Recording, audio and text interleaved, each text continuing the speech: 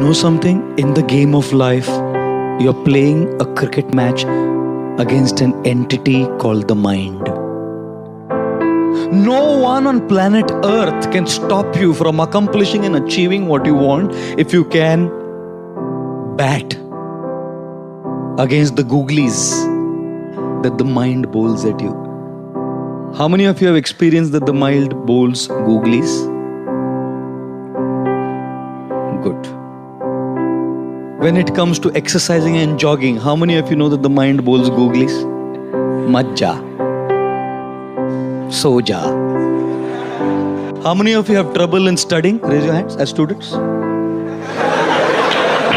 My God. And you come here, you hear all of these things. Don't get distracted by WhatsApp. Don't get distracted by internet pornography. Don't get distracted by Twitter. Don't get distracted by Facebook. Study. Don't get distracted by birds to do bird watching. Study. All these distractions. इधर आके कुछ उपदेश देते हैं कुछ लोग साधु लोग आपको. उस पे बात भी फेल होता है. So one father was telling his son, देख तेरे क्लास में वो लूसी है ना, लूसी देख फर्स्ट आई है वो, और तू नालायक फेल हो गया. वो बोला देख के ही फेल हो गया मैं उसको. देख के ही तो फेल हुआ मैं उसको. I'll tell you something. My God. Why? Because the mind doesn't want you to win the game of life. How many of you wanted to wake up early in the morning? Raise your hands. Only wanted, I asked. Wanted to wake up early in the morning. And how many of you have done something called as setting an alarm clock? And then after setting the alarm clock, that's an alarm. Whether you want it or not, it rings. And when it rings, the mind puts its first googly. What does the mind do? By putting the googly, makes you clean bowled when you do the first snooze. You are out. You are out. If you snooze, you are out. I want to say one thing. Just one. And probably this will change the direction of your life. You know something? When you snooze the alarm, what happens? You decide to give in to the mind's ball. And this is how your morning begins. By giving in to the mind. सवेरे की शुरुआत होती है इस bowler से clean bowled होके. आगे क्या मैच जीतेंगे? ये तो दिन की शुरुआत है. By giving in. And it's no problem giving in. Sleeping 5 minutes extra is no problem. The problem is you develop the attitude of giving in. You tell yourself that what I decided last night is not as important. What is important is what the mind says. Because we listen. I'll tell you something, my humble advice. Because it's not just about getting up in the morning, it's about every aspect of life. Whether it's your work, if you're working, whether it's your study, if you're studying, whatever we do. The problem is, it's not about one thing. सवेरे हो गया ना, it reflects in every area of life. इसलिए मैं कहता हूँ, अगर 4 बजे नहीं उठना, मालूम है ना अपने से नहीं होता, 4:20 का अलार्म लगाओ, लेकिन 4:20 को उठो. Don't allow that snooze. There is a concept called sledging in cricket, where the opponent team comes and gives gali to the batsman. Gali, they try to distract them and take their focus away. One thing that Sachin is adored for in the history of cricket is sledging hasn't bothered him. This man is cool. Are you cool? When people do sledging against you in the game of life, are you cool? Or you lose your cool? There will always be people who are out of control. Can you stop a guy from criticizing you? Can you stop an opponent team from sledging? कुछ नहीं कर सकते. It's called things which are out of our control. People are out of our control sometimes. Are situations in your control many times? No. The guy who was batting was expecting an in-swing ball. And that's what the bowler bowled. And one gush of wind, an in-swing becomes an outswing. And is caught out. lot of things, situations, people are just out of our control. How many of you think question paper is in your control? And when things go wild, I'll tell you what happens with us. This is what happens with us. You know?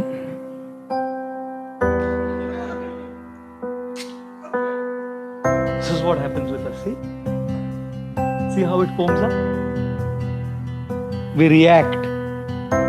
The stimulus of a person sledging against us, criticizing, pulling us down, envious of us, conspiring, politicking, makes us react and foam out. We start reacting also. And look at this. This is also sealed.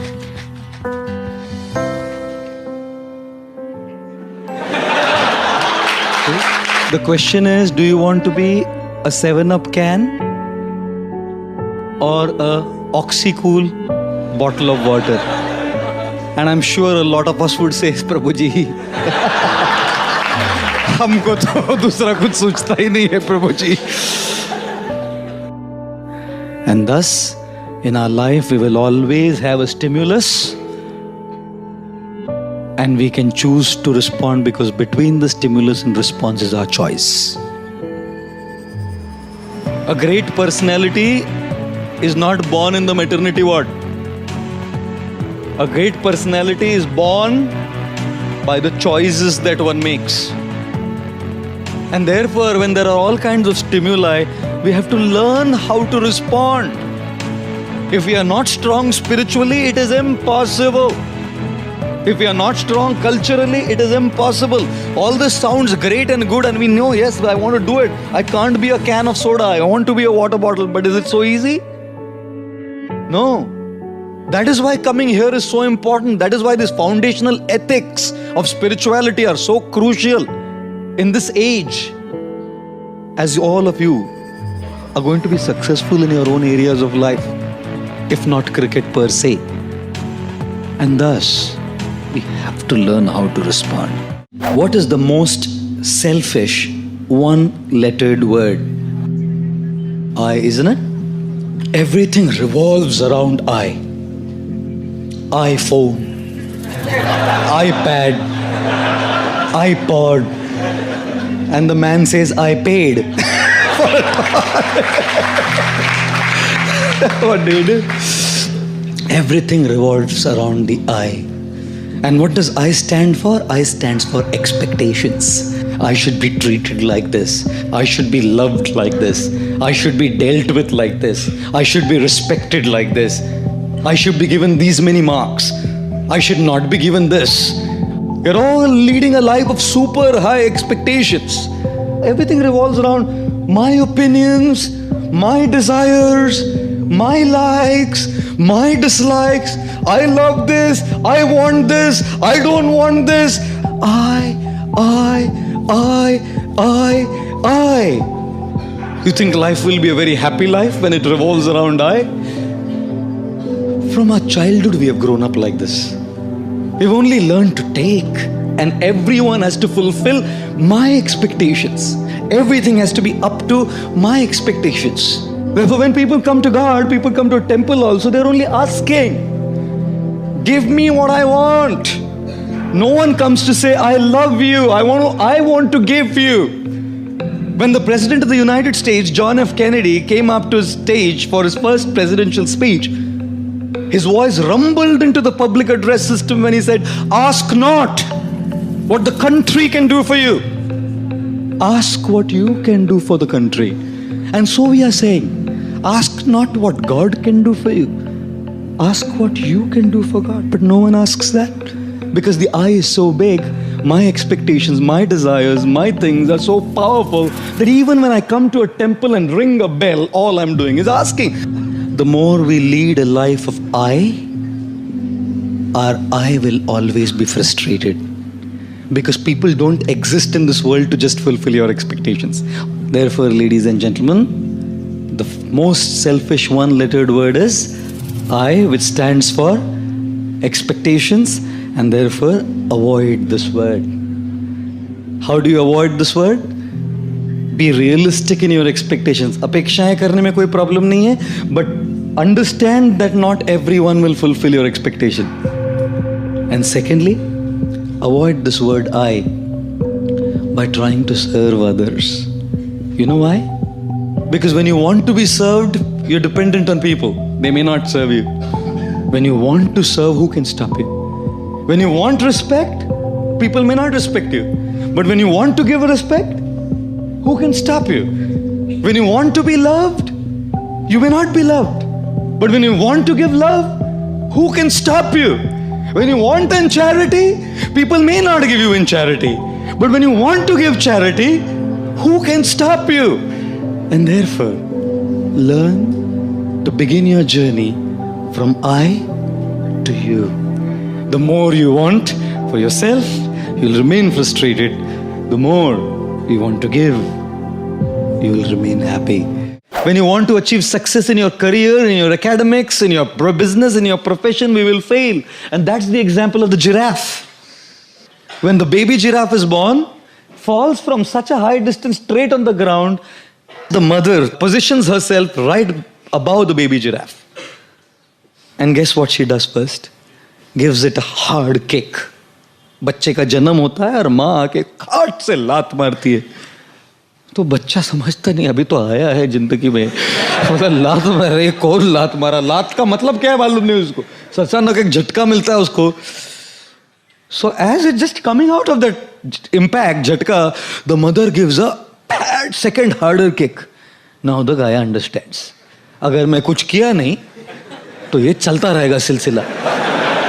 So this baby giraffe starts getting up on its wobbly legs, you know, on its wobbly legs. And as the baby giraffe gets up on the wobbly leg, थोड़ा खड़ा होकर, खड़ा होना सीखा ना, fed एक और लात मारती है माँ. फिर गिर के he gets up and starts running. And then the mother giraffe goes, hugs the baby and starts kissing the baby. You know why? Because the baby giraffe's flesh is very soft and supple, and hyenas and lions love it. The mother knows that I can't be with the baby giraffe all the time. I have to go and get food for the baby. How would I protect it? इसलिए पहले ही एक ऐसी लात मारो कि ये उठना सीखे. और फिर जैसे थोड़ा उठा ना, तो एक और लात मारो तो याद रहे और फिर उठना सीखे. जिंदगी भी माँ मदर जिराफ जैसी है. कई बार लात मारती है. We fail. We should get up. And we'll fail again. We should get up. And like I always say, don't just go through life. Grow through life. It's quite amazing, isn't it? That when something's stuck in our tooth, the tongue just keeps going to that tooth. Until unless that stuff is out of our tooth, it just keeps going there. Now, there's 31 other teeth in our mouth.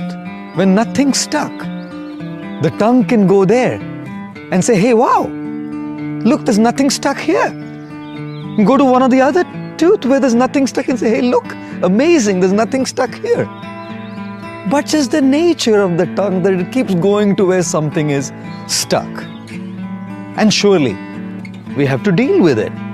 Whenever I travel in my handbag, I always have dental floss and a box of toothpicks with me. Just in case something is stuck, I have to take it out. Certainly, we have to deal with it. At the same time, there's a lot of other good things that we can focus on. Ladies and gentlemen, it's not just the nature of the tongue. Isn't it the nature of the mind as well? When there is a problem, an issue stuck in a certain area of our life, the mind keeps going to that problem and just gets stuck into the negativity of trying to deal with it. But there's 31, or shall I say many, many more, good things happening in so many different areas of our life where there's no problems, no issues stuck. Yet, the mind only keeps going to those areas where there are problems. It is necessary, therefore, for all of us that we focus on the good that is happening in our life and deal with the bad or the problems that are happening in our life. Let us not consume our minds with negativity. Let us consume our minds with positivity Focus on the positive and deal with the negative. Most often, if not always, our lives seem to be out of balance. And when lives are out of balance, it makes us very irritable. You know, when we drive a car, we always drive a car and a car has four wheels. A rhetorical thing to say, isn't it? You drive a car on these four wheels, and these four wheels in the car of life represent: first wheel, your personal life, your health, your mind, yourself, the things that you love to do, the things that you would want to do, not have to do. Most times we live a life of have to do. I have to study, I have to work, I have to pay my bills, I have to pay the taxes, I have to do this and I have to do that. I have to go for this social function. I don't have a choice. I have to. Where did the love to go? We just end up living a life of have tos and have forgot about our own selves. By subscribing to the pressures that come from all fronts in our lives, we've forgotten to live our own lives. We don't have time to unwind. We don't have time to spend with our own selves. We don't have time to be with nature and take a deep breath and just relish the crispness of the air. We don't have the time to do all of that, especially in a metropolitan city like this. When the pressures are so high and the pace is so fast, we just don't have time for ourselves, ladies and gentlemen. And that's one car, one wheel of our car, isn't it? Personal life, our health, for instance, such an important thing. But at the cost of just running, we forget to pay attention to our own health. The second wheel of the car is family life. Demands attention, isn't it? Your personal life demands attention. Your family life demands attention, isn't it? Before marriage, when you are in love, they call it a crush, isn't it? But after marriage, all that is left is Candy Crush. All the crushes are gone and all that you're left with is a Candy Crush. Just keep playing Candy Crush. And all the headaches coming from all the pressures. One lady went to a doctor and the doctor said, "How's your headache, madam?" She said, "He's out of town." Gosh, I must tell you, demands a lot of attention. Your personal life, the first tire, do you have one? Do you have a personal life is my question. Do you have time for your health? Even in my hectic schedule, I have made 5 days of exercise here still. In all the lectures and all the talks and everywhere I go, because that's what's going to keep me going. I have to give time to myself because I don't get more than 3.5 to 4 hours of sleep. So if I don't look at my physical fitness, I'm gone. Ladies and gentlemen, do you give time for yourself? Do you have time for yourself, your personal time? Or is that wheel out of balance? Is it a flat tire? The third wheel, tire of the car of life is your professional life. Your personal life needs attention. Your family life needs attention. Your professional life needs attention. And the fourth is your social life. Your friends, people around you, your colleagues. Those relationships that matter a lot to you. Those people who would support you in time of need. Because to your spouses, to your family, you could speak a little. Sometimes certain things are not always confided with just blood relationships. You need that social side. People to whom you can speak. Open up your heart. How often do we just carry this baggage of stress and load, anxiety and worry in our heads, lugging it all around as baggage? There's a social side to our life. Our friends, I've had those moments where I've snapped, even as a monk, because I'm a human being. Just because I put these robes of a monk doesn't mean I've become, a celestial angel. I'm still a human being. When one of those tires is out of order, if I haven't slept well, if my health is out of place, I'm going to snap out. You carry work pressures at home, you carry home pressures at work. Ladies and gentlemen, irritability is a symptom of an out of balance life. Stability in our responses is a symptom of a life in balance. We are irritable, we snap, we react at the drop of a hat for trivia just because we are out of balance. People who have a balanced life know how to handle pressure. People whose lives are not balanced sink under pressure and get so irritable at little things they just kind of snap off. I'm actually a camera shy person, believe it or not. You know, when people shoot me and they just post some clips, that's fine with me. But talking to a camera, it's a machine. It's just some electronic machine. The camera doesn't laugh. The camera doesn't cry. The camera doesn't have any interpersonal reciprocations and dealings. And I must tell you, I felt very nervous. In fact, a little fearful as well to speak into a camera. It was more fear of failure, I would say, because you know, when you speak into a camera and if it's relayed and it's put online, how do people see it? Otherwise, when I'm with people, people have seen me speak. And I decided, when the motive is to serve and contribute, we have to face our fears. We have to deal with our fears, face them, and rise above them. At some point of time, I had to decide to come and speak. So one day I decided, that's it. I have to come, speak in front of the camera. The first time I did it, believe me, we will post that video once. You must see me speaking there. Stiff, expressionless, motionless, stoic, nonchalant face, you know. And I guess I'm kind of slowly getting better. Because in order to deal with these fears, you have to face them. You have to start somewhere. It's a beautiful slide. When followed in life, I guarantee you, life will be different. I guarantee you, if this is applied in life, we can have peaceful night's sleep. Here it is. Do you have a problem in life? No? Then why worry? Do you have a problem in life? Yes? Can you do something about it? Yes? Then why worry? Do you have a problem in life? Yes? Can you do something about it? No? Then why worry? Isn't it? Is it not? Why worry? In the journey of life as well, the takeoff, which is our birth, is completely beyond our control.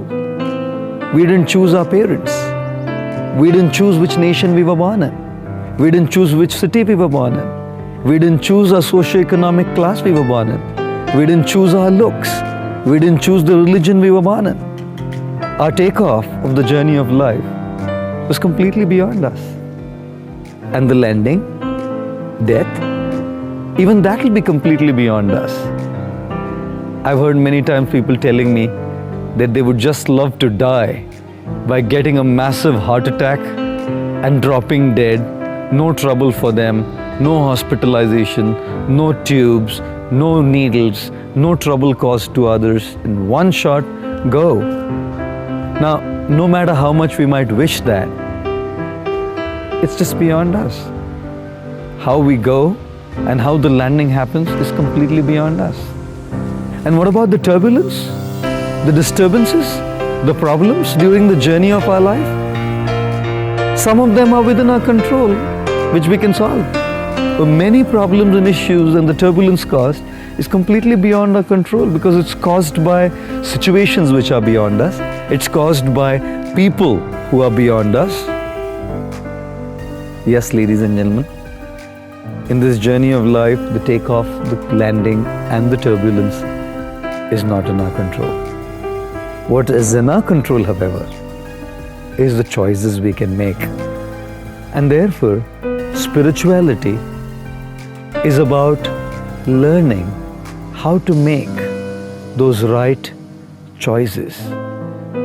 When we learn to make those right choices, we learn to live a transformed, happy, fulfilled life despite all the turbulence and problems that are going on around us.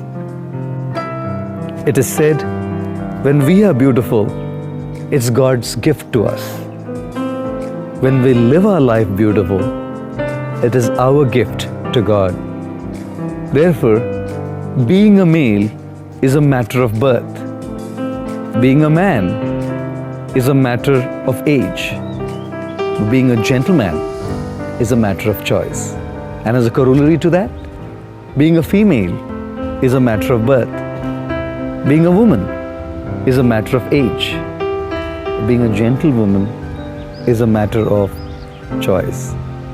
Let us all take to spiritual wisdom, learn to make the right choices which are within our control as our gift to God, and thus live our lives as thorough and perfect, ladies and gentlemen. I was telling the story the other day. This is my favorite story. I just keep sharing it all the time. This is what really happened. You can't believe this, but this happened. I came to London Heathrow once, and at London Heathrow, I came to the immigration officer, and this immigration officer, elderly man, he said, "So what are you here for?" I said, "To give talks." He said, "Then are you living at your Watford Centre?" I said, "Yeah." He said, "How long will you stay here for?" I said, "About 2 weeks." He said, "And can I ask you a personal question?" I said, "Please, sir." He said, "Are you married?" I said, "You are an Indian, aren't you?" "I'm a monk." He said, "No, I was just cross-checking, just in case." And then he said, "Can I ask you another one, please?" I said, "Yes." He said, "Are you not missing anything in life?" He thought he caught me at the wrong foot. "Are you not missing anything in life?" I said, "Of course I am." He said, "What?" I said, "Problems."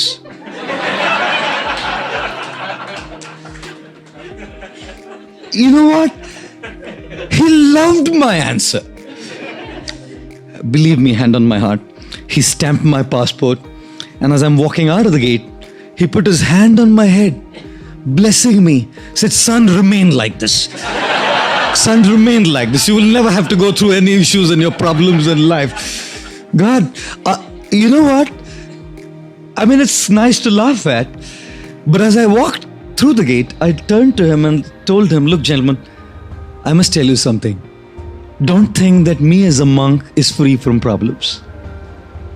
Anyone who lives in this dog-eat, dog-live world, as they might say, or anyone who lives in this world full of rat race and pressures, whether it's you who are a student studying, or one of you corporates or business people who's working, or married man or lady who's kind of dealing with family life, or myself as a monk, we are all subject to our own pressures. We are all subject to our own stresses. We are all subject to our own individual worries and anxieties. Just the flavor is different.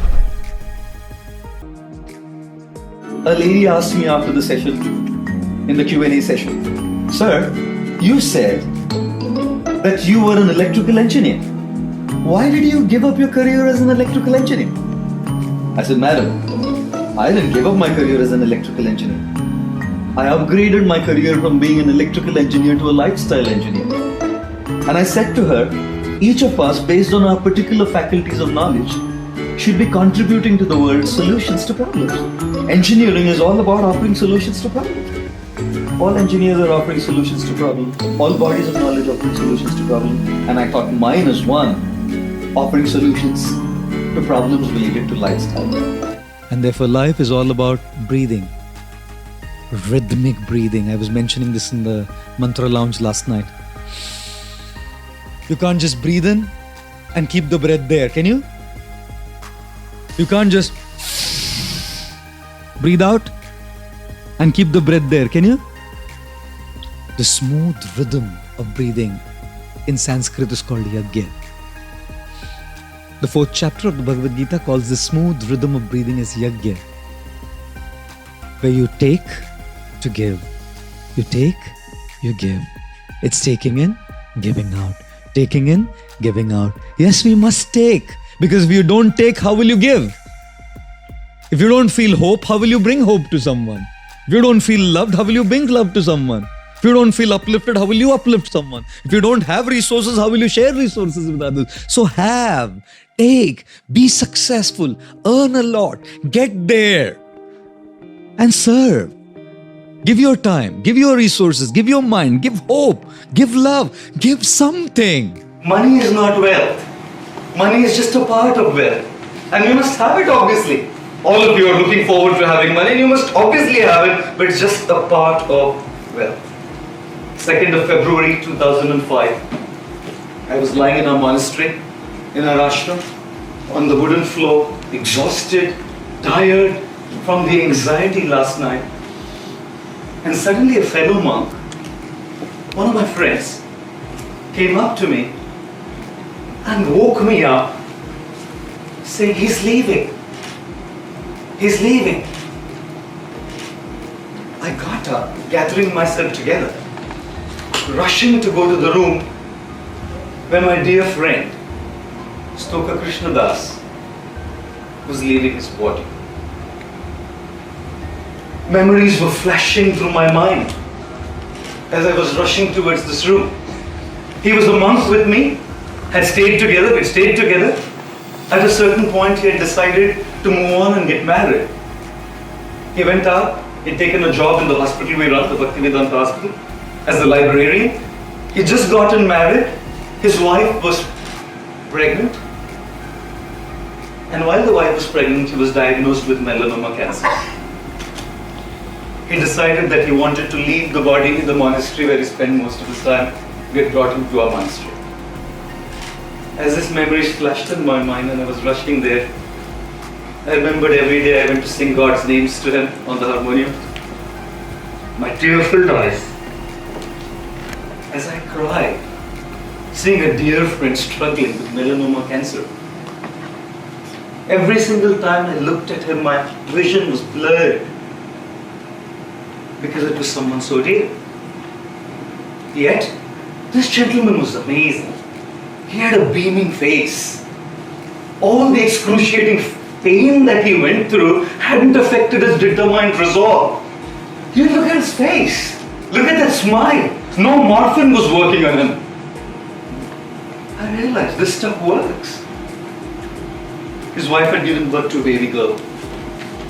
They brought the baby girl to right next to him. It was the last time she would see him. It was the last time his wife would ever be with him. Ladies and gentlemen, as I walked to the room, my Guru, Radhanath Swami, the author of the popular book, The Journey Home, was right next to him, giving him hope.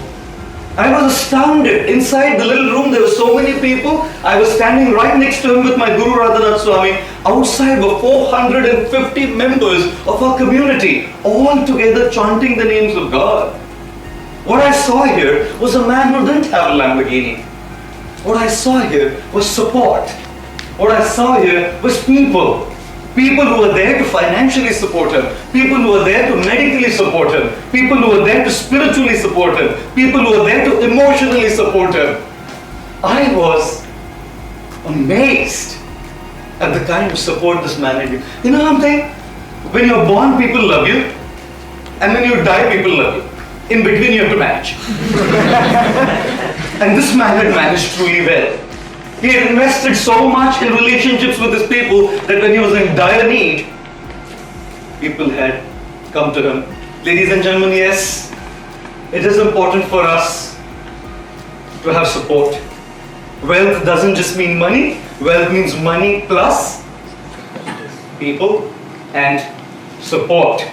One gentleman said, "Do you know what's the difference between complete and finished?" He said, "If you find the right partner, you're complete. If you find the wrong partner, you're finished. But if you find the right one catching you with the wrong one, you're completely finished."